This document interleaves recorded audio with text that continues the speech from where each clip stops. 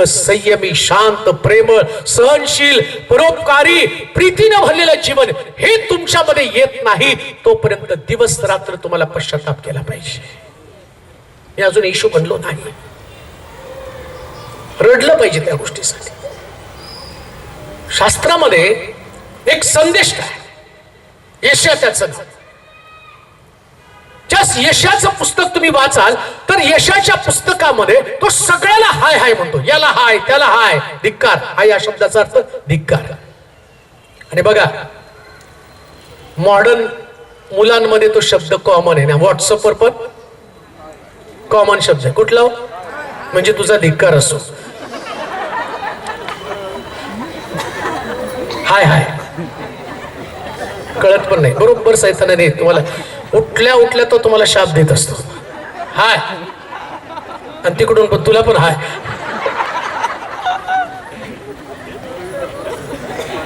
मी बऱ्याच गोष्टी तुम्हाला बायबलमध्ये दाखवलं बरं काय आहेत. त्यासाठी तुम्हाला मला सारखं सारखं बोलावं लागलं. ऐका, यशया दिवस उजळला की सगळ्याला याला हाय, त्याला हाय, त्याला हाय, त्याला हाय. यशाचा प्रॉब्लेम काय होता? त्याला असं वाटलं फक्त धार्मिक मी आहे, बाकी सगळे हाय हाय बोले, त्याला हाय, त्याला हाय. आता तिथं काय केलं? इकडं देवानं पाहिलं हा सगळ्याला हाय हाय करतो, याला माझं स्वरूप मला दाखवायचं. मग 6व्या अध्यायामध्ये प्रभूचं दर्शन त्याला घडतं. यशा काय म्हणतो? मला हाय हाय, मला हाय हाय. का? मी देवाला पाहिलं, मला हाय हाय. ज्या दिवशी तुम्ही प्रभूला पाहाल त्या दिवशी तुम्ही स्वतःचा धिक्कार कराल का? ओशे म्हणतो प्रभू मला तुला पाहायचं. अरे मला पाहणारा कोणी जिवंत राहणार नाही. माझी आकृती जरी तू पाहिलं, माझी सावली जरी पाहिली तर तू जिवंत राहणार नाही. तो म्हणतो प्रभूजी खरंच. हा ऐका काय गोष्ट बोलतो तुम्हाला. प्रभूजी मेलो तरी चालेल पण मला तुला पाहायचंय. बायबल सांगतं त्या देवानं काय केलं? या मोशेला दर्शन द्यायचं पण माझी आणि माझं स्वरूप त्याला दिसता कामा नये. हा जिवंतच राहू शकणार नाही. त्यानं काय केलं? खडक खोदला आणि खडकाच्या कपारीमध्ये या मोशेला ठेवलं आणि आपला हात त्या खडकाच्या कपारी लावला आणि प्रभू त्याच्या जवळून गेला. आणि जवळून गेल्याबरोबर लांब गेला आणि मोशेनं नुसती देवाची सावली पाहिली आणि बायबल सांगतो तो मूर्छित झाला. का? तो म्हणतो मी देवाला पाहिलं आणि तो मूर्छित झाला. कान देऊ नये का? मूर्छित होणं, देवाला पाहणं, खडकाच्या कपारीमध्ये त्याला ठेवलं. येशू ख्रिस्ताला शिष्य असंच म्हणत आहेत ना, प्रभूजी आम्हाला पिता दाखवा. तो म्हणतो ज्याने मला पाहिलं त्यानं. बघा बरं का ते वचन येशू बोलतो. मोशेनं सुद्धा येशूला पाहिलं. तुम्ही म्हणाल कसं काय? खडकाच्या कपारीमध्ये खोदलं आणि त्याच्यात मोशेला ठेवलं. पहा, येशू ख्रिस्त क्रुसावरती असताना आम्ही पाहतो त्याच्या कुशीमध्ये भाला भोसकला, खडक फोडला, इकडं कुश फोडले. आता देवाला पाहायचं तर ख्रिस्ताच्या कुशीकडे पहा.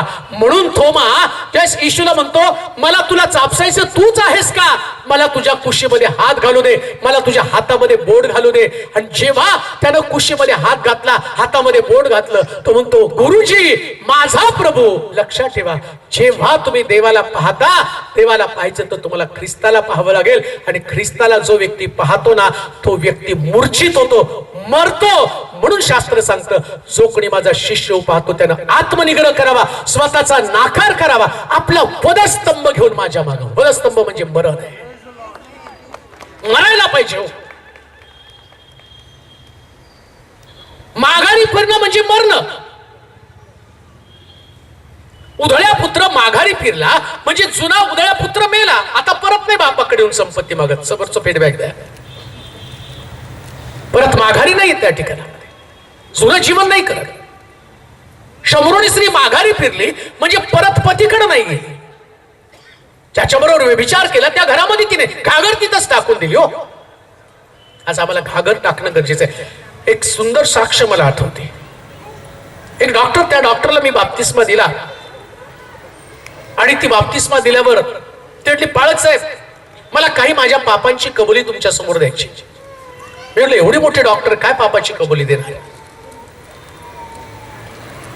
ती म्हटली बाप्तिस्मा घेण्याच्या अगोदर जोपर्यंत मला देवाचं वचन माझ्याकडे नव्हतं, मला माहित नव्हतं, एवढ्या पुरुषांशी मी संबंध ठेवला, माझ्या सौंदर्यावर फिदा होऊन पुष्कळ लोकांनी माझ्याशी शरीर संबंध ठेवले आणि मला कधी त्याच्याबद्दल काही वाटलं नाही. पण पहिल्यांदा देवाचं वचन मी तुमच्याकडनं ऐकलं आणि ते वचन ऐकण्याची सवय लागली, त्यावेळेस मला कळलं की मी किती मोठं पाप करत आहे.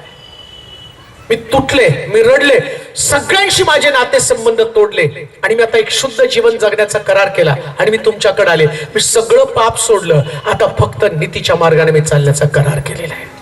हे परिवर्तन आहे. माघारी फिरणं, पाप हे पापच असतं.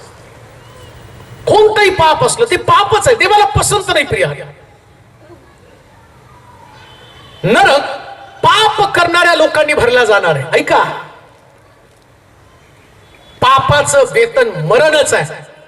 पुनर्जीवन व्हायलाच पाहिजे. बारीक सारीक सहज गुंतवणार पाप. तुम्हाला माहिती का, आम्हाला वाटतं चोरी केलं, व्यभिचार केला, खून केला, दरोडे घातले, मग हे पाप आहे. ठीक आहे, सामान्य व्यक्तीसाठी ते पाप आहे, ज्याला देवाचं वचन माहित नाही.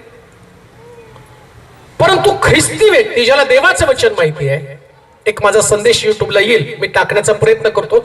मला अजून पण तो टाकताय ना की तुम्ही खुनी आहात. सगळे खुनी आहेत, इथं बसलेले सगळे खुनी आहेत बरं का. सगळे तुम्ही, मी पण खुनी आहे, तुम्ही पण खुनी आहात. प्रत्येक व्यक्ती खुनी आहे. त्याच्यामध्ये असं म्हटलं, जो कोणी आपल्या भावावर उगा रागवतो तो खून करणाऱ्यासारखा आहे. म्हणजे तुम्हाला जाऊन चाकू मारायची गरज नाही, त्या व्यक्तीला संपवण्याची गरज नाही, पण तुम्ही कुणावर जर उगे रागवला तरी तुम्ही खून करता. हो, येईल तो संदेश तुम्हाला देईल मी युट्यूबला आल्यावर, तुम्ही नेमका पहा. तुम्ही खून करण्याचं पातक करत आहात. जो व्यक्ती एखाद्या व्यक्तीच्या आत्मिक जीवनाला वाढीसाठी अडखण करत आहे, नीट ऐका, एखाद्या व्यक्तीला चर्चमध्ये येताना तुमच्या रागवण्यामुळं, तुमच्या रुसण्यामुळं, तुमच्या फुगण्यामुळं, तुमच्या वाईट बातमी पसरवण्याच्या कामामुळं ती व्यक्ती जर देवापासून दूर गेली, तुम्ही खून केलेला आहात. त्या व्यक्तीला देवाचं सानिध्य सोडलं. आणि कित्येक वेळा घडतं तसं.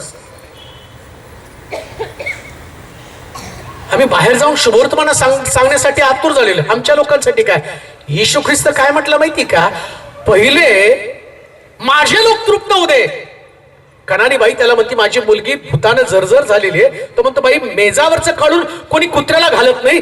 तो म्हणतो, पहिले माझे तृप्त होऊ दे. अहो, आमचेच तृप्त नाहीत अजून. आम्ही आमच्याच लोकांसाठी, आमच्या अंतःकरणामध्ये द्वेष भावना आहे आणि आम्ही म्हणतो, नाही बाहेरच्या लोकांचं चारण व्हायला पाहिजे. बाहेरचं सोडा हो. हे ख्रिस्ती जीवन कसं आहे माहिती का, एकमेकाला टिकून ठेवण्यासाठी मदत करावी लागणार आहे. त्याच्यासाठी सहनशीलता. का प्रभूने म्हटलं, हे बाप्पा यांना क्षमा कर.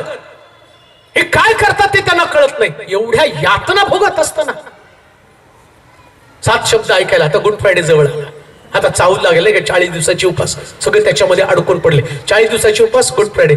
आता मला पण येतं, साहेब आमच्या चर्चला आहे, आमच्या चर्चला. अहो, मी नाही, स्वतः येशूने 7 शब्द उद्गारले तरी लोक बदलले नाहीत. तेलोरे पाळत नाही तर अजून कोणी पण आणा. मुळात क्षमाच करायची नाही तर तुम्हाला किती डोकं, 7 शब्द ऐकवा, नाही तर 14 शब्द ऐकवा, नाही तर 70 शब्द ऐकवा. बदलायचंच नाही तर त्या 7 शब्दाला पण अर्थ नाही. पण एक शब्द जर तुम्ही क्षमा करा हा शब्द ऐकला ना, तर तुमचं जीवन बदलून जाईल. प्रियांनो, माघारी देवाकडे फिरणं आणि माघारी फिरणाऱ्या लोकांना मदत करणं. मदत करा एकमेकाला माघारी फिरण्यापासून. मला वाटतंय एक ब्रेक घ्यायचा, एक ब्रेक घेऊ आणि मग पुन्हा अशीच बसावर का ब्रेक घेता. कारण की काल कोण कोण पळालं थोडंफार. कमी तुमच्या घरी हो. आमचं पुनर्जीवन होणं आवश्यक आहे. पुनर्जीवन म्हणजे देवाकडे परत माघारी फिरणं. माघारी फिरण्याची प्रोसेस ही प्रत्येक व्यक्तीसाठी महत्वाची आहे. मुळामध्ये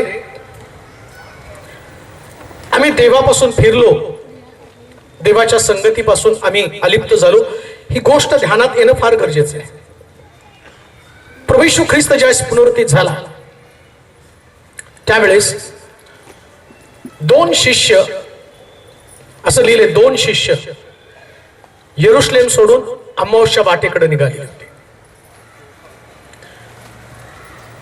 आता शिष्यच जर यरुशलेम सोडून जायला लागले तर बाकीच्या लोकांची अवस्था काय असणार?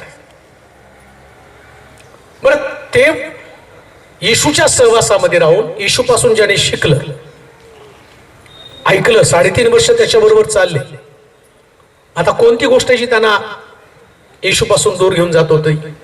काय घटना घडली त्यावेळेस? ज्या प्रभू येशू ख्रिस्ताने त्यांना सांगितलं होतं की मी मरणार आणि 3ऱ्या दिवशी पुन्हा उठणार,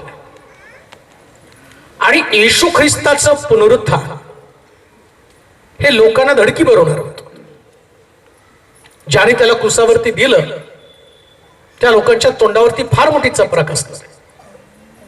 आणि याच्यामुळं आता विश्वासणाऱ्यांमध्ये एक प्रकारची भीती निर्माण झाली. जर ख्रिस्त उठला, पुनरुत्थित झाला, या प्रकारची घोषणा शिष्यांमध्ये करताना आढळली तर त्या शिष्यांना शिक्षा होणार होती. आणि मग हे शिष्य त्याने यरुशलेम सोडले आणि अमावस्या वाटेकडे गेले. बरं, जाताना हे येशूविषयीच बोलत होते, हो, वेगळं चर्चा नव्हती त्यांची, पण अमावस्याकडे चाललेले आहेत ना. कधी कधी आमचं बोलणं धार्मिक असतं, धार्मिक गोष्टी संबंधीच आमचं बोलणं असतं, पण वाट मात्र अमावस्या असते. धार्मिकच लोक आहेत. अजून एक गोष्ट मी तुम्हाला सांगतो, जास्तीत जास्त ज्या लोकांना खडसावलं प्रभू येशू ख्रिस्ताने ते पण धार्मिकच होते. धार्मिक लोकांनाच खडसावलं बरं का ते, आणि सुळावरती देणारे पण धार्मिकच होते. का माहिती का? कधी कधी धार्मिकता ही माणसाला देवाच्या जवळ जाऊन एक प्रकारे प्रौढी मिरवणारा स्वभाव त्याचा बनतो. मी कोणीतरी आहे. येशूला क्रुसावरती देणारे लोक, येशू त्यांच्यापेक्षा मोठा झालेला त्यांना आवडला नाही. तो पाप क्षमा करत होता, स्वर्ग राज्य सांगत होता, आणि सहजपणे देवाच्या मार्गामध्ये चालत असताना स्वर्ग कसं मिळेल हे त्यांना लोकांना शिकवत. हे त्यांना कुठं आवडलं? त्यांना असं वाटलं की स्वर्ग कठीण दाखवावा, स्वर्गात जायचं तर असं करावं लागेल, स्वर्गात जायचं तर तसं करावं लागेल. बऱ्याच गोष्टी शास्त्री पुरुषांनी शिकवल्या. आणि येशू ख्रिस्त सामान्य माणसाला, पापी मधल्या पापी व्यक्तीला सुद्धा त्यानं स्वर्गाची वाट दाखवली. अहो, मरताना तर त्याने चोराला सुद्धा अभिवचन दिलं, सुखलोकाचं. चोर सुखलोकामध्ये गेला. इतकं सोपा मार्ग त्यानं सांगितला. आता जी गोष्ट मी तुम्हाला सांगत आहे, तुम्ही धार्मिक आहात पण तुम्ही अमावस्याकडे चाललेला आहात. ओळखायचं कसं मी धार्मिक आहे, अमावस्याकडे चाललेलो आहे? 10 शिष्य, 10 म्हणजे आता यहुदा गेलेला आहे, मे बी 9 ते राहिले असतील. ते 2 शिष्य म्हणजे आता येशूचे 12 शिष्य होते, एक मेला, 11 राहिले. त्यातले 2 शिष्य, माहित नाही कोण 2 शिष्य, पण हे 2 शिष्य चर्चा करत अम्माऊसकडे निघाले आहेत. 9 मधले 12, 11 मधले 2, 9 एकत्र, 2 वेगळ्या वाटे. ही गोष्ट ध्यानात घ्या. जेव्हा आम्ही चुकीच्या मार्गाने जातो, चुकीच्या मार्गाने जात असताना आमची चर्चा जरी येशू असेल तरी सुद्धा आमचा मार्ग चुकीचा आहे. म्हणजे कसं? निंदा असेल, एकमेकाविषयी कट कारस्थान रचणं, कुभांड रचणं. आध्यात्मिक लोकांमध्ये फार मोठी समस्या ती निर्माण झालेली. मी पण देवाचं काम करणार नाही, तुम्ही पण देवाचं काम करू नका. आता जर तुम्ही परिस्थिती बघितली ना, आत्मिक मनुष्य फक्त प्रार्थना करतो आणि स्वतःला रिपेअर करण्याचं काम करत असतो. ऐका, तुम्हाला व्यक्तिशः रोज स्वतःला रिपेअर करावं लागणार आहे. अजून एक गोष्ट तुम्हाला सांगतो, दुसऱ्याला रिपेअर करण्याच्या भानगडीत पडू नका. रिपेअर करायला मेकॅनिक आहे. आम्ही कशाला येतो? सगळ्या गाड्या तुम्हीच दुरुस्त करायला लागल्यावर तुम्ही दुसऱ्याचे स्पेअर पार्ट ढिल्ले करून ठेवता. अर्धवट ज्ञान आहे तुमच्याकडे आणि नाही सांगायला गेल्यावर देतात. समजा तुम्हाला आम्ही बायबल कधीतरी वाचणार, आता मला लोक सांग, अहो आत्ता आम्हाला बायबल कळायला लागलं, एवढे दिवस आम्हाला कळत नव्हतं, आत्ता आम्हाला, म्हणजे तुम्हाला मिळलंय थोडस आणि त्यात तुम्ही हे चुकीचं ते चुकीचं करत बसता. ते करत बसू नका. मी काय म्हणतो माहिती का, तुम्ही देवाचं वचन घेऊन गुडघे टेका, प्रार्थना करा आणि म्हणा, प्रभू मला एक परफेक्ट व्यक्ती बनवायचंय, मला त्या व्यक्तीसारखं नव्हे तर तुझ्या पुत्रासारखं बनव, पुत्रासारखं, येशू सारखं बना. राग येऊ देऊ नका कुणाचा. काय करायचं राग राग करून, नाही का, खूप राग आला आणि बीपी वाढलं आणि मेला, काय फायदा रागाचा. पण तुम्ही रागावरती विजय मिळवता. लक्षात ठेवा, असं म्हटलंय बायबल मध्ये, रागावरती कंट्रोल करणारा हा नगर जिंकणाऱ्यापेक्षा श्रेष्ठ आहे. दुसऱ्या भाषेत तो नगरसेवक आहे. एक नगर त्याच्या ताब्यात. राग ज्याने जिम मिळवला, आणि आम्हाला तर रागाचं लय भूषण, मला राग आला, माझ्यासमोर कोणी थांबत नाही. तू स्वर्गात कशाला थांबशील? तुला राग आल्यावर तुझ्या समोर कोण थांबत नाही. आमच्या सोलापूरमध्ये असं म्हणतात, आम्हाला दोन आत्मे आहेत, पवित्र आत्मा पण आणि भांडायचा आत्मा पण आहे. तुम्ही नारळाच्या झाडाला केळी पण लागते, मग ज्या तोंडानं प्रार्थना त्या तोंडानं अपशब्द शिव्या, दोन्ही पण तुमच्याकडे, आणि तुम्ही म्हणता मी धार्मिक आहे. मुळामध्ये धार्मिकता ही अशी गोष्ट आहे की त्याच्यामध्ये सगळी अशुद्धता बाहेर येऊन फक्त शुद्धता लोकांना दिसते, ती धार्मिकता आहे. सगळं अशुद्ध पण निघून गेलेलं आहे. आणि अशुद्ध माणसाला काय बनवतो माहिती का? आमच्याकडं धार्मिक बनल्यावर माझं स्वतःच सांगतो, तुमचं नाही सांगत. जेव्हा माझं तारण झालं, मला येशू कळाला, पहिले कानावर पिक्चरचे गाणे नाही ऐकायचे, पिक्चरचे गाणे नाही, भांडण चालतात तिथं थांबायचं. जे बाहेरून आत जात ते माणसाला अशुद्ध करत नाही, आतून आतून निघतं ना सगळं. इथं पिक्चरचे गाणे बंद केले, पण निंदेमध्ये जाऊन बसला की कुठंतरी कोणाविरुद्ध काहीतरी गुल गुल गुल गुल गुल गुल गुल गुल गुल. आणि धार्मिक लोक इतके भारी असतात ना, जरा बंद कर ना, काय चाललंय पलीकडे कळायला तयार नाही, भिंतीला कान लाव. अजून एखादा ऍप येऊ नये नशीब, तर ते डाउनलोड करून त्यांच्या घरातलं सगळं माहिती करून घेते, काय चाललंय काय नाही काय नाही. आणि धार्मिक कसे असतात माहिती का, तुम्हाला म्हणून सांगते कोणाला सांगू नका, असं करून गावाला दोंडी पेटवणार, आणि संध्याकाळी गुडघे टेकून प्रभू आला तर घेऊन जा. बाई स्वर्गात तू हेच काम करणार आहे, त्यापेक्षा राह पृथ्वी तलावरती. पुनरुज्जीवन होऊ द्या. धन्य तो पुरुष जो दुर्जनांच्या मसलतीने चालत नाही, पापी जनांच्या मार्गात पाऊल घालत नाही, धर्मनिंदकाच्या बैठकीत बसत नाही, तर अहोरात्र परमेश्वराच्या शास्त्रामध्ये घडून जातो. हे पुनरुज्जीवन आहे प्रिया. असं कोणतंच अडखळण तुम्हाला देवाच्या जवळ जाण्यासाठी येऊ देऊ नका. आणि काय मजा हो त्याच्यामध्ये, अशी कोणती इतकी सामान्य लोक आहेत. येशूच्या शिष्यांनी सेवा का केली नाही 3.5 वर्षामध्ये, मी तुम्हाला सांगतो.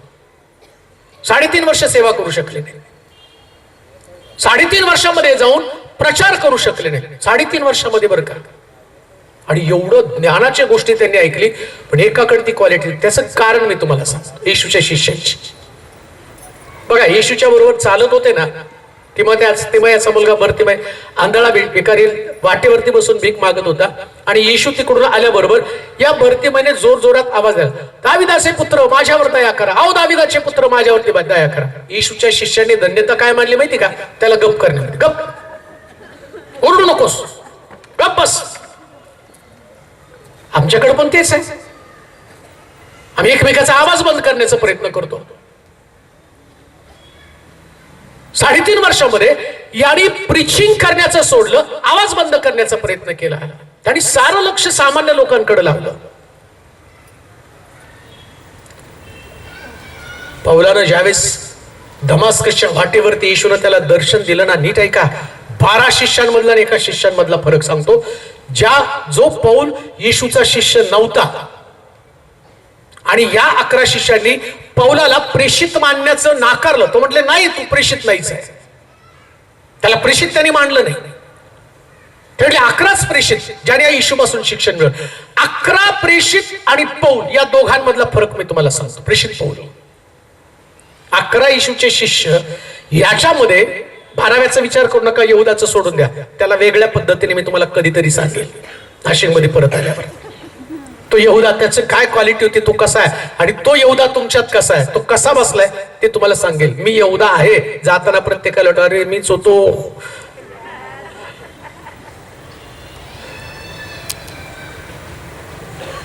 काय घडलं? 11 शिष्य सामान्य जीवन जगत होते. जेव्हा दमस्कच्या वाटेवरती येशूने त्याला दर्शन दिलं, तो म्हणतो प्रभू तू कोण आहेस? तो म्हटलं ज्याचा तू छळ करतो तो मी आहे. शौला शौला तू माझा छळ का लावलास? पहिले त्याला ख्रिस्ताचं दर्शन घडलं. हा शौल डोळ्यावरच्या खपल्या निघाल्यावर जे गुडघ्यावरती बसून आपल्या आत्मिक जीवनाचं चिंतन करत राहिला. 11 शिष्य येशूनं एवढं शिक्षण देऊन सुद्धा एक सुद्धा शिष्य म्हणत नाही मी 3 स्वर्गापर्यंत जाऊन आला. पण पौलानं का, पौलाच्या संबंधाने मी तुम्हाला सांगत आहे. पौल तो म्हणतो जगातला सगळ्यात मोठा पापी मी आहे. आणि तो पौल 3 स्वर्गात जातो, अनेक मंडळांची स्थापना करतो. का? पौलानं दुसऱ्याच्या पापाबद्दल कधी दोष लावला नाही. तो स्वतःचं पाप परत पाहत राहिला. पुनरुज्जीवन म्हणजे स्वतःचं पापाचं अवलोकन करणं आणि आत्मिक जीवनाची उंची गाठणं. जेव्हा तुम्ही दुसऱ्याकडे पाहाल तो व्यक्ती पापी आहे, तुमचं आत्मिक जीवन नाही वाढणार, मुळीच नाही. प्रियांना, लुसिफरचं काम काय? तो तुम्हाला नेहमी दुसऱ्या व्यक्तीकडे तुमचं लक्ष डायव्हर्ट करतो. तो पापी, तो पापी, तो पापी, ती पापी. दावीद म्हणतो माझं पाप नित्य माझ्या. इथं काय आम्ही वचन वाचलं, पापापासून माघारी फिरणं म्हणजे पुनरुज्जीवन. तुम्ही माघारी फिरला म्हणजे तुमचं पुनरुज्जीवन होणार. म्हणजे काय? तुम्ही आजच्या दिवसापासून कधी सुद्धा दुसऱ्याकडे पाहायचं नाही. आजपासून मी, बायबल, माझा येशू, आम्ही दोघं जण एकमेकाशी किती समरूप झालो. लक्षात ठेवा, येशू समजण्यासाठी तुम्हाला वचन समजणं गरजेचं आहे. येशू नाही समजणार त्याच्याशी तुम्हाला, येशू नाही समजणार. मी जवळजवळ 28 वर्ष प्रचार करत आहे. 28 वर्ष. आज सुद्धा मी बायबल परत एकदा उघडतो तर मला वाटतं हे नवीन आहे, एकदम नवीन आहे. आणि कित्येक वेळा ते वाचताना अंतःकरणामध्ये भय असतं, डोळ्यामध्ये अश्रू असतात, कधी कधी मन अस्वस्थ बनतं, कधी कधी झोप येत नाही. आणि असं वाटतं अजून किती आपल्याला अचीव्ह करायचंय, अजून किती आपल्याला शिकायचंय, किती स्वतःमध्ये बदल करायचा आहे. आणि जर कधी कधी दरदरून घाम फुटतो, मी उठून बसतो, तो म्हणतो अरे जर प्रभू आला, मी एवढा प्रचार केला, माझ्यामध्ये अजून काही कमतरता आहे आणि ती कमतरता घेऊन मी जगलो तर मी देवासमोर कसा उभा राहू? बेचैन करतं मन, अस्वस्थ वाटतं, भीती वाटते अंतःकरणामध्ये. एवढा प्रचार केला, हजारो सभा केल्या, हजारो लोकांच्या जीवन बद्दल लाखोला ख्रिस्त दाखवला. आणि मला भीती काय वाटते माहिती का? एखादं पाप माझ्यामध्ये राहिलं आणि हे लोक स्वर्गामध्ये असतील, माझं पाप या सगळ्या लोकांसमोर मला खालीमान घालायला लावेल. ते लोक माझ्याकडे पाहतील आणि म्हणतील पाळक साहेब तुम्ही प्रचार केला, मला देव समजला. आणि तुम्ही प्रचार करताना प्रभू आज तुम्हाला तिथं सिंहासनावर उभं करताना तुम्हाला खालीमान घालावे. हा शब्द ऐकून, हा विचार करून मनामध्ये अस्वस्थता निर्माण होते. आणि त्याच्यासाठी दिवस रात्र प्रयत्न करावा लागतो. कुठं भेद राहू नये, कुठं कमतरता राहू नये, कुठं चूक राहू नये. काही गोष्टी करायच्या बाकी असतील तर मी देवाजवळ प्रार्थना करतो, पवित्र आत्म्याला विनंती करतो, देवाच्या आत्म्या माझी मदत कर, माझं सहाय्य कर. माझं आणि माझ्या देवाचं नातं कधी तुटू नये. मला माझ्या प्रभूच्या जवळ कायमस्वरूपी राहायचंय. देवाचे प्रिय लोक, आत्मिक जीवन जगताना याच गोष्टीची खबरदारी घ्या. पुनरुज्जीवन करा. शरीर आहे, व्याधी विकार असतील, आजारपण असतील, विकार बरं होण्याची प्रार्थना करू नका. विकार बरं होण्याची प्रार्थना करू नका. देवाच्या लेकरांना देव आरोग्य देण्यासाठी समर्थ आहे. काय म्हटले ऐका बरं का, एक एक गोष्ट गुच मी तुम्हाला सांगतो. आजार तुमच्याकडे असणार आहे. बायबल काय सांगतं, आजार देवाच्या गौरवासाठी आहे. तुम्हाला आजार मिळतो म्हणजे देवाचं गौरव त्यातनं व्हावं. आजारपणासाठी नका प्रार्थना करू. कशासाठी प्रार्थना करा, आजारपणात तुमचा विश्वास आणि तुमची धार्मिकता टिकून राहावी म्हणून प्रार्थना करा. धार्मिकता टिकून राहावी. अपमान झाला म्हणून देवा त्याच्या समोर माझा सन्मान कर अशी प्रार्थना करू नका.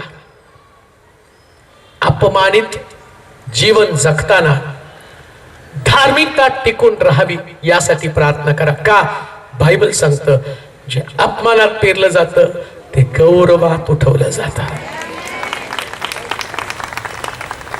कोणी तुमचा अपमान? आणि काय असतं अपमानाचं विशेष? शब्द असतात. अपमान म्हणजे दुसरं तिसरं काही नसतं. समजा मी इथं आलो, आयोजकांनी मला ताटकळत ठेवलं, मला खुर्ची दिली नाही. आता त्यांनी दिली, त्यांचं मोठं पण आहे. पण समजा त्यांनी खुर्चीच दिली नाही आणि तुमचं चाललेलं आहे. आता कधी कधी गेल्यावर होतं बऱ्याच सभांमध्ये, एवढं गातेत वक्त्याला 9:30ला घ्या आणि 10ला बंद करा. नाशिकचे लोक लय भारीत बरं का.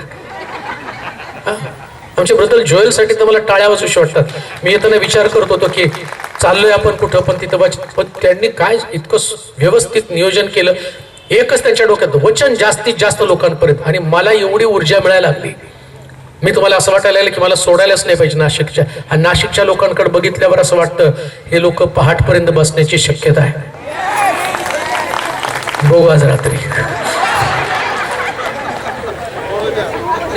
होऊन जाऊ द्या, आहे की नाही? अरे जेवढं ऐकताल तेवढं मार खाताल. पुनर्जीवन. अपमान हा शब्द एखादी जागा, एखादं स्थान, एखादी गोष्ट मिळाली नाही म्हणजे मनाला वाईट वाटणं, त्याला अपमान म्हणा. अपमान म्हणजे दुसरं काय?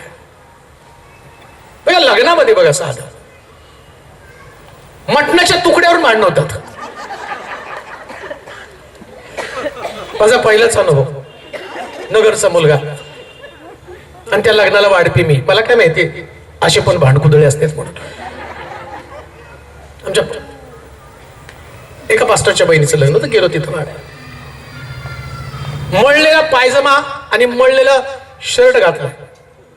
अरे मी चांगला सूटबूट घालून वाढायला लागले आणि तो मळका मला म्हणतोय नवऱ्याकडचा आहे, मटण घाललं असत. हे मानपान. मटणाच्या तुकड्यावरून, साडीच्या चिंदीवरून.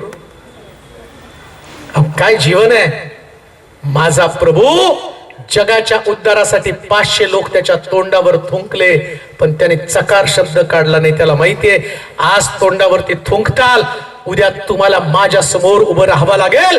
त्या थुंकणाऱ्या लोकांना मानाखाली घालावे लागणार आहे. हे जीवन जगायचं असतं. याला पुनरुज्जीवन म्हटलं. एवढ्या तेवढ्या गोष्टीमध्ये अडकून पडू नका. कोण तुमच्याशी काय बोलतं त्यांचा प्रचार त्यांना करू द्या. राजकारणी लोकांना बरं तर शिका ना. एकमेकाचं तोंड बघणं देऊ द्या. वेळ आली तर आम्ही राजकारण सोडू पण शेजारी बसणार नाही. त्यांच्या शेजारी बसते. त्यांना बायबल माहित नाही तर तेवढे बिंदास आहे. अरे हम तो खुदा के बेटे है, जसा प्रभू आहे तसंच आम्ही जगणार आहोत. कोणाशी वाद असतो आणि काय नाही विशेष नसतं त्याच्यात. मी म्हणतो ज्याचा जेवढा जास्त अपमान होतो तेवढं प्रभू त्याला उंच करत असतो.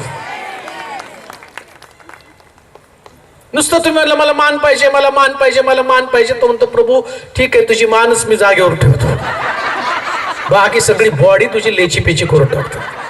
आणि बघा नंतर ती मान असते पण बॉडी डोक डोक डोक डोक डोक. मान मान करत बसू नका. मान फक्त आमच्या देवाला, सर्व गौरव फक्त माझ्या प्रभूला. सगळा गौरव, सगळा गौरव, सगळा गौरव. लक्षात घ्या येशू स्वतः म्हणतो एखाद्या ठिकाणात तुला निमंत्रण दिलं तर खुर्चीवरती बसू नकोस. तू खाली जाऊन बस. तू जाऊन खुर्चीवर बसला, तुझ्यापेक्षा सन्मानना व्यक्ती कोणतरी आला तर ते तुला खुर्चीवरून खाली बसवतील. पण जर तू खाली बसला तर ते उठवून तुला खुर्चीवरती बसवतील. ही नम्रता धारण करणं म्हणजे पुनरुज्जीवन. आणि पृथ्वी तलावर राहत असताना लक्षात ठेवा, नेहमी आदरानं आम्ही एकमेकाला श्रेष्ठ मानायला शिकलं पाहिजे. याला म्हटलं माघारी फिरणं. पापापासून माघारी फिरणं म्हणजे नेमकं काय? मुळात पापच आम्हाला कळत नाही. पाप काय आहे? अहंकार हा पाप आहे. मनामध्ये काहीतरी ठेवणं हे पाप आहे. अजून एक गोष्ट मला सांगतो, सगळे रोग आमच्या शरीरामध्ये फक्त पापामुळे आहेत. सगळे रोग बर का. आम्हाला जर रोगमुक्त व्हायला पाहिजे तर पापमुक्त व्हायला पाहिजे. कारण पापाचा दंड आहे रोग शरीरामध्ये. बरेच लोक देवाला प्रश्न करतात, माझं काय चुकलं प्रभू, तू का मला आजारपण दिलेलं आहे? अहो, पापाचं ते परिणाम आहे. बघा असं दिलंय शास्त्रामध्ये, जेव्हा अलिशा समोर गेहजी आला, गेहजी कोडानं भरलेला होता आणि गेहजीनं अलिशानं सांगितल्याप्रमाणे यार्दनेमध्ये 7 डुबक्या मारल्या आणि 7 डुबक्या मारल्याबरोबर नामान काय झाला? तो बरा झाला. नामान बरा झाला आणि नामान काय म्हटला की बाबा माझ्याकडे सोनं रूप चांदीच्या वस्तू आणलेल्या आहेत, कपडे आणलेले, ते तुला घे. तो म्हटला नाही, मला तुझं काहीच नको आहे. पण गेहजी त्यानं ऐकलं आणि तो म्हटला नामानाला काय कळतंय, द्यायला लागला ना, घे. तो नामान कोणी अलिशाला काय कळतं, नामान द्यायला लागला ना, घेऊन टाकायला पाहिजे, चुकलंय माझ्या स्वामीचं. आणि मग आम्ही पाहतो गेहजी गपचूप गेला आणि त्याने नामानाकडनं कपडे घेतले आणि चांदीच्या थैल्या घेतल्या, आणून आपल्या डेऱ्यामध्ये लपवून ठेवल्या. आता इकडं अलिशाला ते पाहिलं. अलिशा काय म्हणतो बघा, त्याने पहिला प्रश्न केला, तू कुठे गेला होतास? मी तर तुमच्या समोर आहे, मी कुठं गेलो? अरे तू नामानाच्या मागे धावताना मी तुला पाहिलं नाही का? म्हणजे तुम्ही कुठं पळता पण ते पण देवाला माहिती आहे. काय लपलत नाही बरं का देवासमोर. म्हणजे म्हटलं मी इथं प्रीचिंग करतो ना, तिकडे देव हसतो, बोलतो फार पोपटासारखा, आणि मी ते कबूल करतो बरं का. म्हणजे मी तसा नाही बरं का. नाही तर तुम्ही पाळक साहेब काय होतं उपदेश ऐकतो, अरे बोलणारच व्यक्ती चुकतो, मग आपण चुकलं तर काय, पाप करायला मोकळं नाही का? मी एक उदाहरण तुम्हाला देतो. मी खूप प्रयत्न करतो चांगलं जगण्याचा, खूप प्रयत्न करतो बघा, दिवस रात्र. तुम्ही कधी कधी येऊन बघा, माझ्याकडे येऊन बघाल, मंडळीतल्या लोकांना बघा, मी सगळ्याला चांगलं जगण्यासंबंधीचं मार्गदर्शन करत असतो. आणि मी लोकांना पण सांगत असतो, मंडळीतल्या लोकांना पण मी चॅलेंज करत असतो. शून्यातनं चर्च उभं केलं बरं का. मी काही नव्हतं, फाटक्या चपलीने फिरलो, अंगावरती कपडे नव्हते, काही नव्हतं, तशा स्थितीमध्ये मंडळीची उभारणी केली. सुंदर चर्च. आता जो 1.5 कोटीचं चर्च गेल्या वर्ष 2 वर्षामध्ये आम्ही प्रयत्न करून बांधत आहोत. सुंदर चर्च आहे. पण मी चर्चला सांगत असतो, हे सगळं एवढं सुंदर बांधतोय, एवढं छान करतोय, पण मला त्याचं अट्रॅक्शन नाहीये. मला लोक चुकले आणि चुकणाऱ्या लोकांसमोर प्रीचिंग करायला मला कधी आवडत नाही. मंडळीचे लोक चुकले आणि आपण तसंच प्रीचिंग करत राहायचं. मी त्यांना नेहमी सांगतो, ज्या दिवशी बांधून होईल त्या दिवशी तुमच्यामध्ये काही चुका असल्या, तेलोरे पास्टर त्या चर्चमध्ये नसणार आहे, तो दुसऱ्या ठिकाणी जाऊन सामान्य लोकांमध्ये, साध्या लोकांमध्ये, ज्यांचं देवाच्या वचनावर प्रेम आहे, अशा लोकांमध्ये जाऊन मी देवाचं वचन सांगेल. पण चुकीच्या ठिकाणी मी कधी थांबणार नाही. चॅलेंज आहे माझं. हटत नाहीत लोकांना, नाही वाटत एवढं सगळं बांधून उभं करावं. शून्यातनं काही नव्हतं, 1 रुपयापासून सेवा केली. माझं स्वतःच ऑफरिंग मला त्यावेळेस आठवतं, 25 रुपये, 27 रुपये, 85 रुपये हे ऑफरिंग होतं. त्याच्यामध्ये भाड्याचं चर्च 17 वर्ष व्याजानं पैसे काढून ते चर्च चालवलं, सावकार जमा केले, एवढं सगळं केलं. पण माझं मिशन काय आहे? प्रॉपर्टी उभी करणं, संपत्ती गोळा करणं, चर्चच्या नावानं अजून संपत्ती जमा करणं नाही. माझं मिशन आहे हरवलेले आत्मे देवाच्या राज्यामध्ये आणणं. हरवलेले आत्मे ख्रिस्त समजावं, तारण समजावं, उद्धार समजावं, आणि त्याच्यासाठी दिवस रात्र मेहनत कर. म्हणून लक्षात ठेवा, मनाचं शुद्धीकरण खूप महत्वाचं आहे. मन शुद्ध व्हायला पाहिजे. काय घडलं? गेहजी गेला, नामानाचं त्यांनी सगळं आणलं. अलीशा काय म्हणतो, मी तुला पाहिलं, मी तुला पाहिलं आणि तुझ्या डेऱ्यामध्ये तू लपवून ठेवलेले कपडे आणि चांदीच्या नाण्यांना माझ्या डोळ्याने पाहिलं. आमचं शरीर हे डेरा आहे, आमचं हृदय डेरा आहे. या डेऱ्यामध्ये नामानाच्या वस्तू आतमध्ये लपवून ठेवलेल्या आहेत. या डेऱ्यात आहेत. आतमध्ये जे लपलंय ना ते देव पाहतो. आतमध्ये लपलंय हो, द्वेष, मत्सर, राग, हेवा, निंदा, अपशब्द. काही काही वेळेस एक वृत्ती पण असते माणसाची. कोण आपल्या पुढे गेलेलं सुद्धा आम्हाला बघवत नाही. अहो किती वाईट वृत्ती आहे. संयमानं एकमेकासाठी प्रार्थना करा, प्रभू त्याच्यापेक्षा तुम्हाला जास्त देईल. आणि ती वृत्ती किती घातक आहे तुम्हाला सांगू का? योसेफाला देवानं 11 पेंड्या तुझ्या पेंडीला नमन करतील म्हटल्याबरोबर त्याच्या भावाने त्याचा द्वेष केला. हे पुढे जात असताना हे त्याच्याच रक्तमांसाचे आहे, त्याच्याच रक्तमांसाचे आहे. पण किती मत्सर आला हो. त्याने खड्ड्यात टाकलं, मारण्याची योजना केली. इस्रायली लोक, देवाचे लोक. आज स्वतःचं परीक्षण केलं पाहिजे. कोणाचं चांगलं पाहिल्यावर माझ्यामधली भावना काय आहे, कुठल्या फिलिंग्स माझ्यामध्ये आहेत. आणि विश्वासणाऱ्या लोकांमध्ये सगळ्यात वाईट गोष्ट या दिवसामध्ये मी पाहते. एवढा महाराष्ट्र फिरतो ना, त्याच्यामध्ये एक गोष्ट माझ्या लक्षात येते. प्रार्थनाशील आहे, दानधर्म करण्यामध्ये पट आहे, सगळं आहे, पण कधी कधी दुसऱ्याची प्रगती पण बघवत नाही काही लोकांना. का असं? देवानं ठरवलं योसेफाला 11 पेंड्यांनी नमन करावं. 11 पेंड्यांचं काम नमन करायचंय. आता बघा, याने त्याला खड्ड्यात टाकलं म्हणून देवाचं सूत्र नियम बदलला का? वर्षानं, कितीतरी वर्षानं 11 पेंड्या दुष्काळ पडल्यावर योसेफाकडे गेल्या आणि त्या पेंड्या योसेफाला काय म्हणत आहे, आम्ही चुकलो, आम्ही तुला विकलं, आता आम्ही तुझे दास आहोत. नमन करावंच लागलं, करावंच लागलं नमन. योसेफ खरा आत्मिक व्यक्ती. तो काय म्हणतो माहिती का?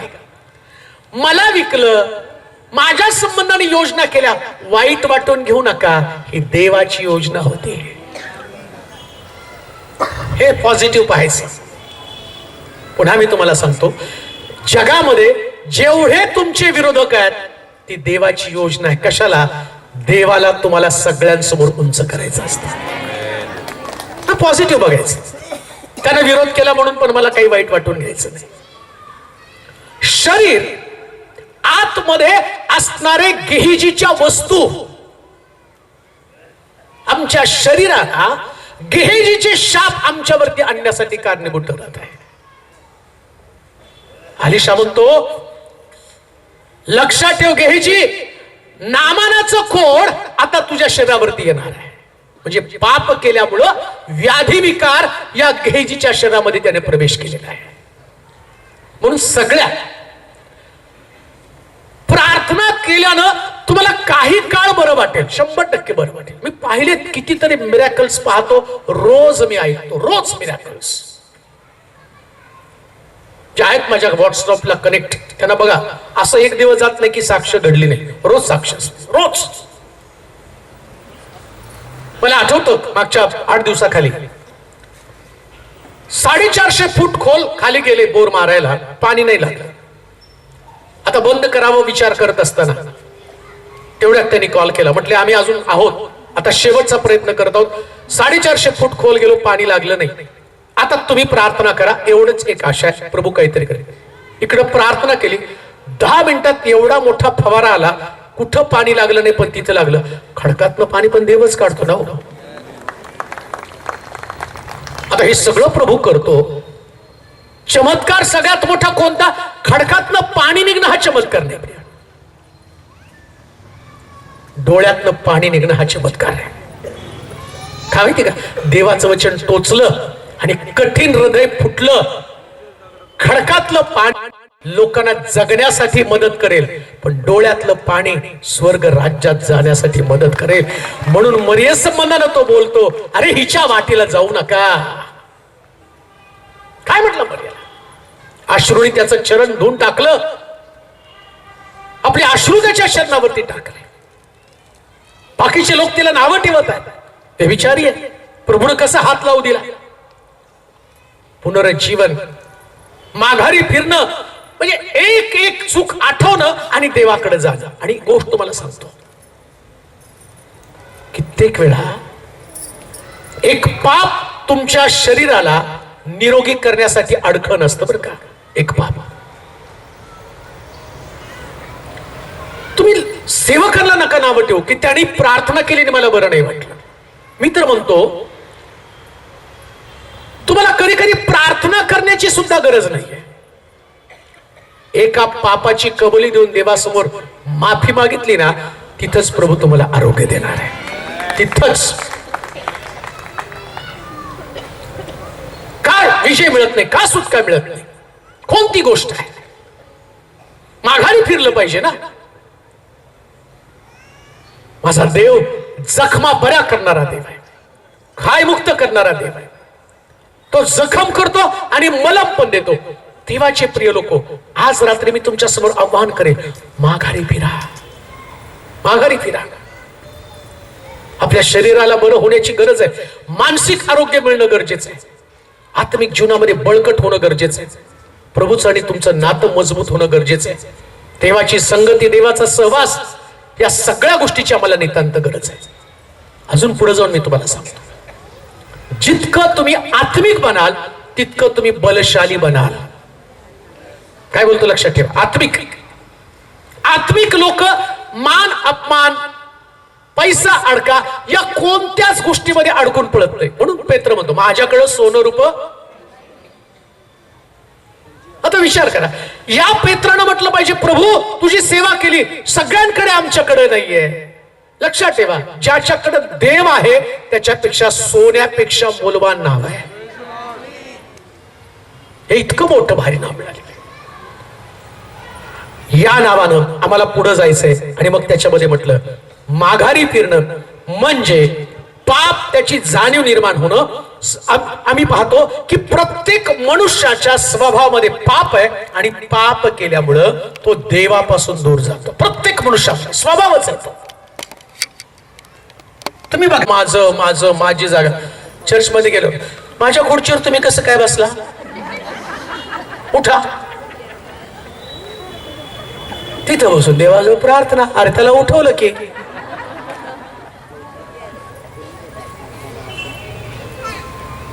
सगळं असंच चाललंय. आणि जाड बायबल हातामध्ये.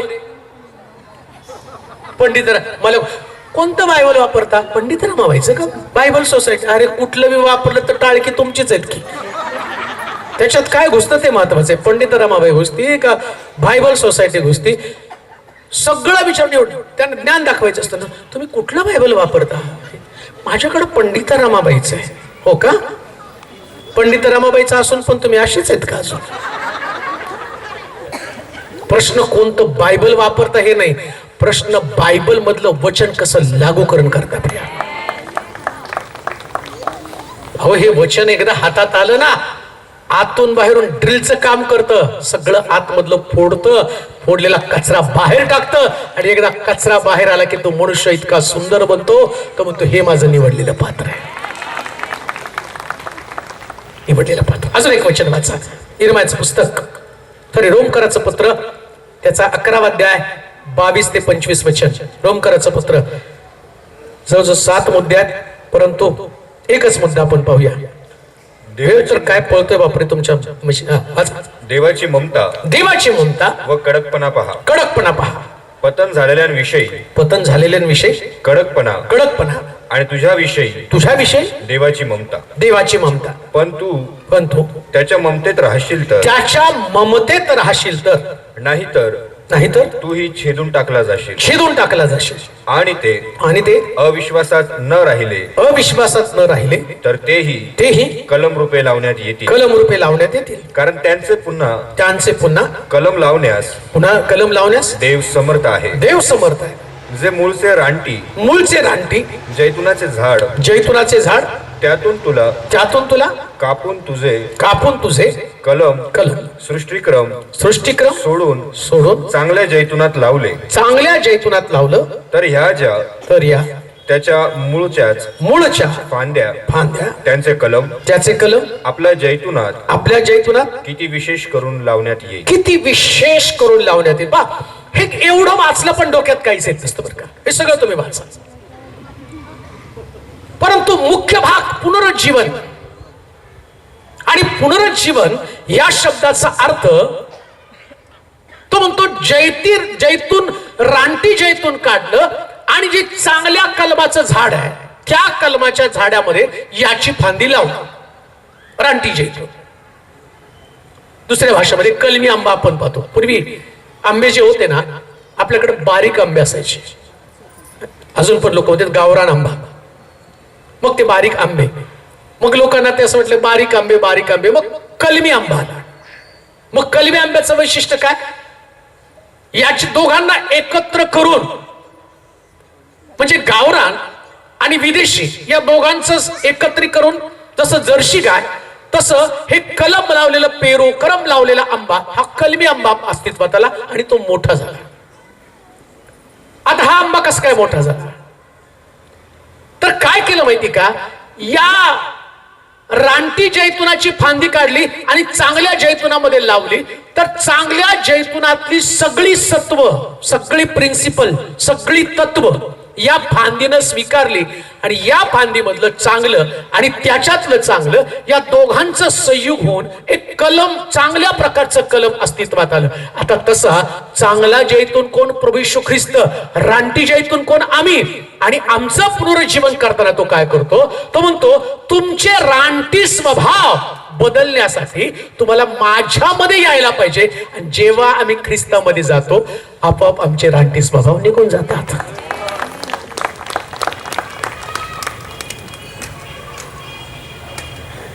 बघा, मी बऱ्याच ठिकाणात उपदेश करताना एक गोष्ट बोलतो.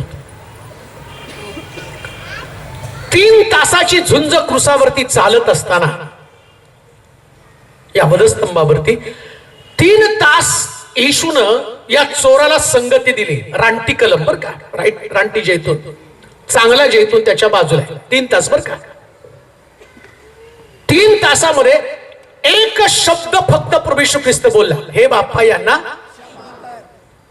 पहिला शब्द तोच आहे ना, हे बाप्पा यांना.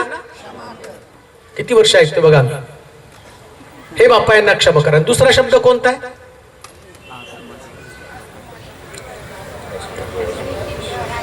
हा आता मला घरी जाऊन बघतो ना पाळक साहेब, 7 एवढे वर्ष तर आम्ही ऐकले पण आता कुठं पाठ आहे.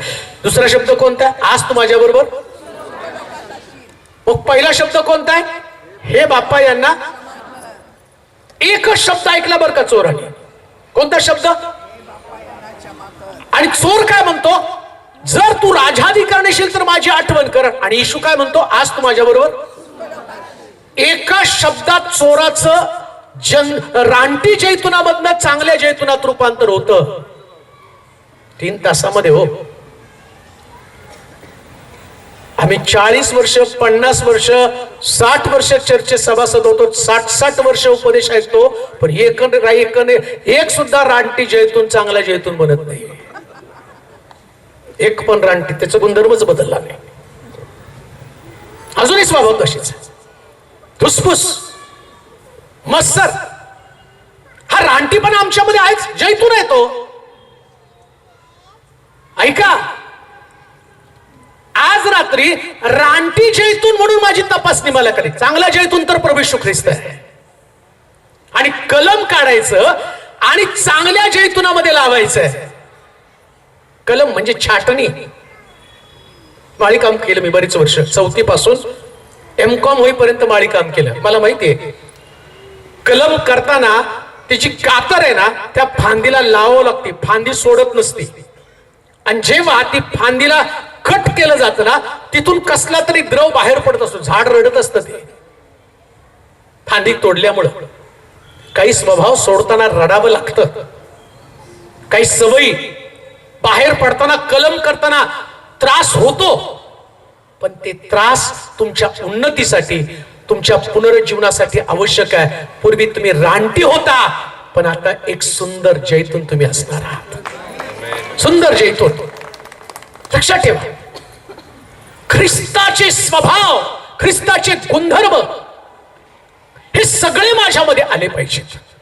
माझा रानटीपणा निघून गेला पाहिजे, माझे रानटी स्वभाव निघून गेले पाहिजे. प्रियांनो, स्वर्ग राज्य नेमकं आहे कुठल्या लोकांसाठी? का प्रभू येशू ख्रिस्त पृथ्वी तलावरती आला? काय त्यानं शिकवलं? त्यानं बदललं हो सगळ्यांचं व्यक्तित्व.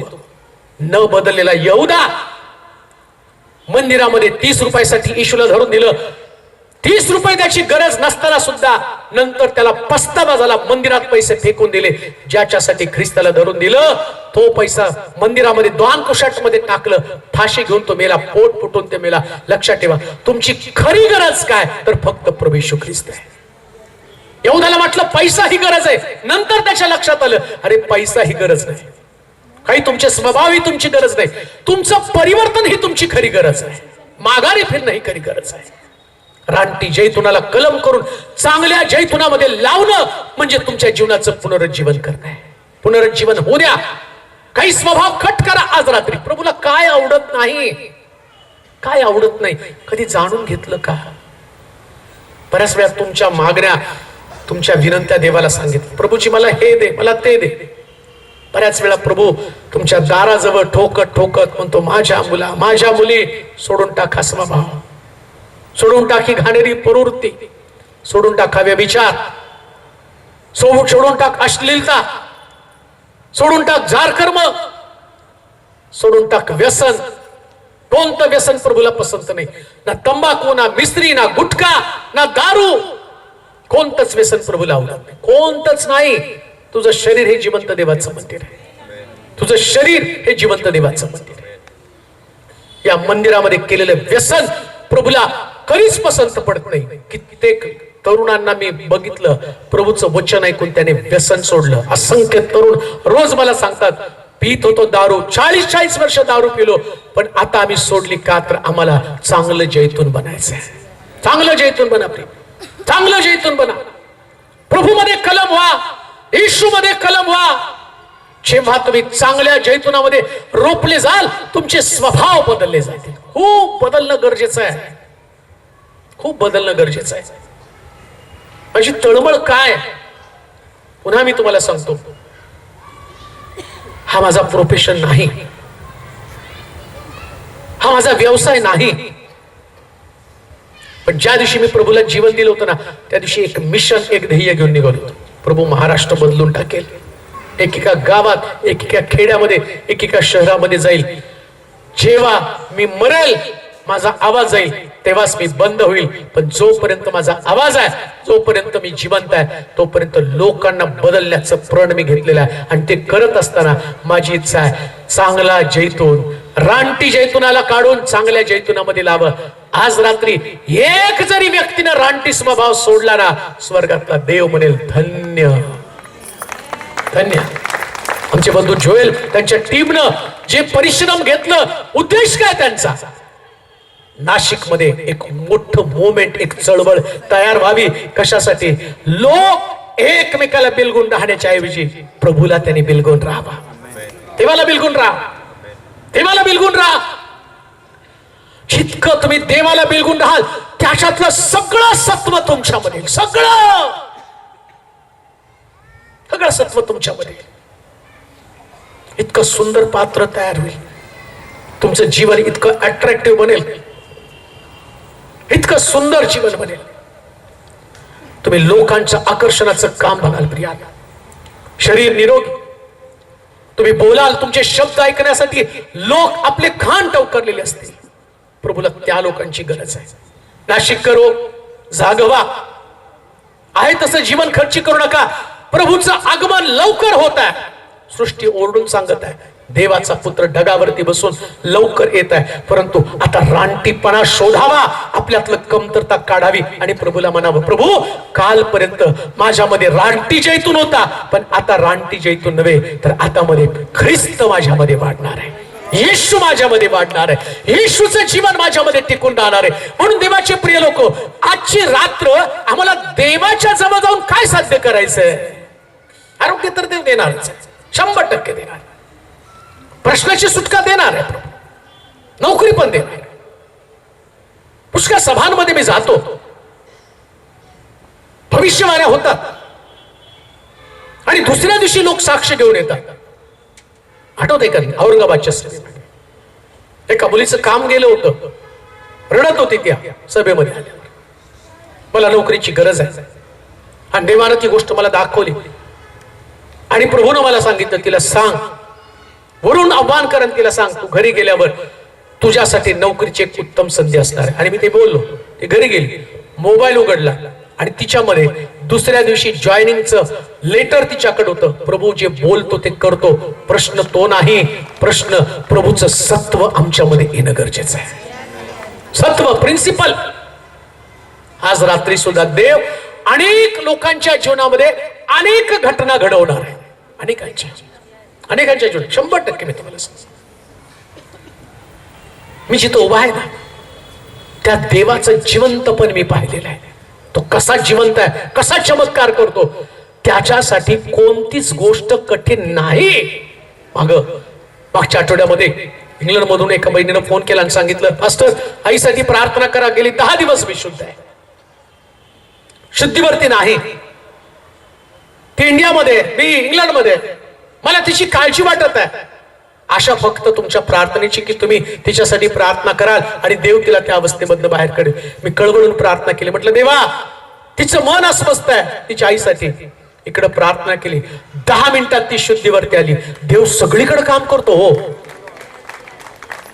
मला ती गोष्ट महत्वाची नाही. आज ते बरे आणखीन आजारी पडतील, शरीर थकलं जाईल, मग एक दिवशी मरण येणार आहे, परंतु मेल्यानंतरचा मग प्रश्न महत्वाचा आहे आणि तो सोडण्यासाठी मी तुमच्या समोर हजर आहे. देवाचे प्रिय लोक, दुसरं काही करू नका, प्रभू जे देणार आहे तो देईल, पण तुम्हाला आज रात्री जे द्यायचं ना त्याची तयारी करा. तुम्हाला द्यायची, आरोग्य देईल, नोकरी देईल. या मीटिंग संपल्यानंतर बऱ्याच लोकांच्या जीवनामध्ये बऱ्याच चांगल्या घडामोडी घडणार आहेत, बऱ्याच. आणि जे आयोजक आहेत, ज्यांनी परिश्रम केलं, बघा मी बोलायचं म्हणून बोलत नाही, तुमचं कौतुक करायचं पण मी बोलत नाही, मी पहिल्यांदा बोलतोय आयोजका संबंधानं.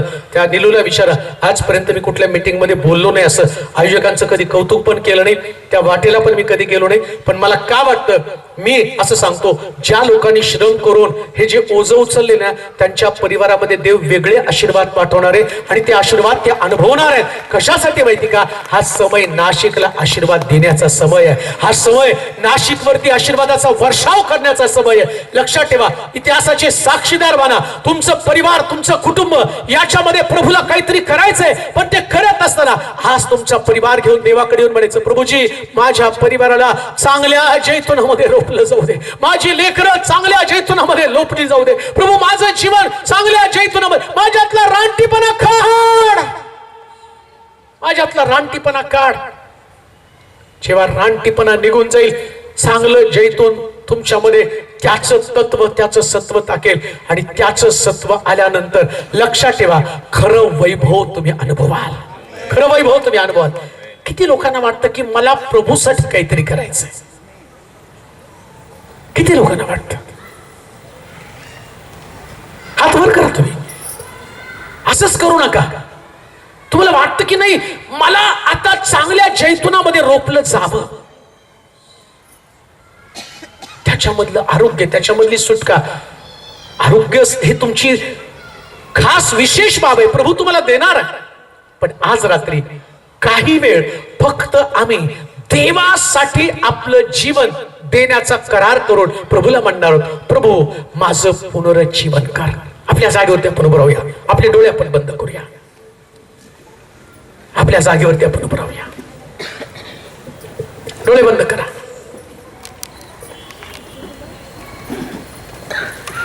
कोणी कोणाकडे पाहू नका. रात्री किती लोकांना वाटतं की नाही, मी आहे तसं घरी जाणार नाही, माझं जीवन मी प्रभू समोर मोकळं करणार आहे.